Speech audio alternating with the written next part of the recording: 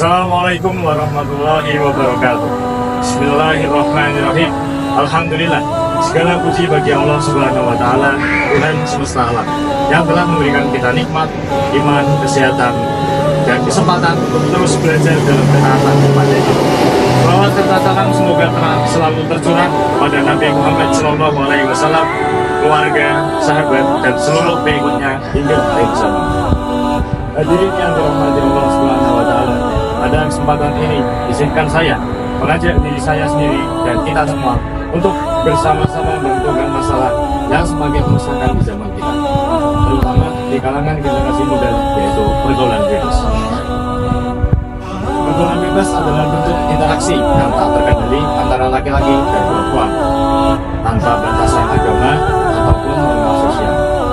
Tidak hanya mengarah pada perilaku yang tidak sesuai dengan ajaran agama, pergaulan bebas juga dapat merusak moralitas, menghancurkan masa depan, bahkan menghancurkan tatanan keluarga. Allah berfirman dalam Al-Quran, dan janganlah kamu mendekati zina. Sesungguhnya zina itu adalah perbuatan dan suatu ajaran yang surat Al-Isra ayat 30. Dalam ayat ini Allah Subhanahu wa Ta'ala memperingatkan kita untuk tidak mendekati zina. Mendekati saja dilarang, apalagi melakukannya. Larangan ini adalah bentuk kasih sayang Allah Subhanahu wa Ta'ala kepada hambanya agar kita terhindar dari kehinaan dan keburukan yang disebabkan oleh zina dan perilaku bebas yang mendekati. Zina dan pergaulan bebas tidak hanya melakukan individu, tetapi juga berdampak luas pada masyarakat. Rasulullah SAW juga bersabda, tidak ada dosa setelah syirik yang lebih besar di sisi Allah daripada seseorang yang menumpahkan air maninya di dalam rahim yang tidak halal baginya. Hadis riwayat Bukhari dan Muslim. Hadis ini menunjukkan betapa besar dosa perbuatan zina.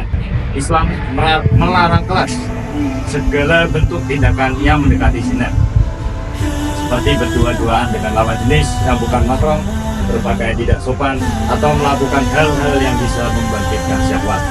Semua ini merupakan bentuk langkah preventif yang diajarkan Islam untuk menjaga umatnya dari keburukan.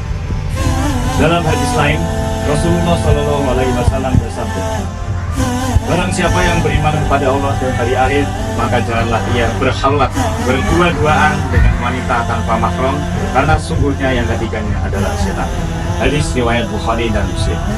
Hadis ini mengajarkan kepada kita bahwa pergaulan bebas yang sering melibatkan khalwat atau berdua-duaan antara laki-laki dan perempuan yang bukan mahram adalah celah bagi setan untuk menjerumuskan kita dalam dosa. Setan selalu berusaha menggoda manusia untuk melanggar batasan yang telah ditetapkan oleh Allah Subhanahu wa Ta'ala. Oleh sebab itu, kita harus berhati-hati dalam pergaulan, menjaga diri dan berdua-duaan, dan selalu memperhatikan batas-batas yang Allah tetapkan. Hadirin yang dirahmati Allah Subhanahu wa Ta'ala, pergaulan yang sesuai dengan ajaran Islam akan menjaga kehormatan kita, menumbuhkan rasa saling menghormati serta memperkuat iman. Kita sebagai umat Islam dituntut untuk memiliki rasa malu yang kuat, karena malu adalah bagian dari iman.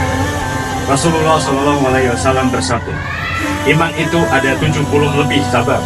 Yang paling tinggi adalah ucapan La ilaha illallah, dan yang paling rendah adalah menyingkirkan duri di jalan, dan rasa malu adalah sebagian dari iman. Hadis riwayat Muslim. Malu di sini adalah malu dalam melakukan hal-hal yang melanggar syariat. Jika kita memiliki rasa malu yang kuat, kita akan merasa enggan dan tidak nyaman untuk melakukan hal-hal yang mendekati pergaulan bebas. Kita sebagai umat Islam harus menjaga diri dari hal-hal yang dapat merusak keimanan, kehormatan, dan masa depan. Marilah kita memilih pergaulan dengan orang-orang yang beriman, yang akan selalu mengingatkan kita pada kebaikan dan mengajak kita untuk senantiasa taat kepada Allah Subhanahu wa Ta'ala. Kita juga perlu aktif mengisi waktu dengan hal-hal yang bermanfaat seperti menuntut ilmu, beribadah, dan berbuat baik kepada sesama. Sebagai penutup, mari kita berdoa kepada Allah Subhanahu wa Ta'ala agar kita senantiasa diberikan kekuatan untuk menjaga diri, dijauhkan dari segala bentuk maksiat, dan selalu dilindungi dari fitnah pergaulan bebas. Semoga Allah selalu menjaga kita dalam ketaatan dan menjauhkan kita dari perbuatan yang merugikan dunia dan akhirat kita. Amin ya rabbal alamin. Billahi taufiq wal hidayah. Wassalamualaikum warahmatullahi wabarakatuh.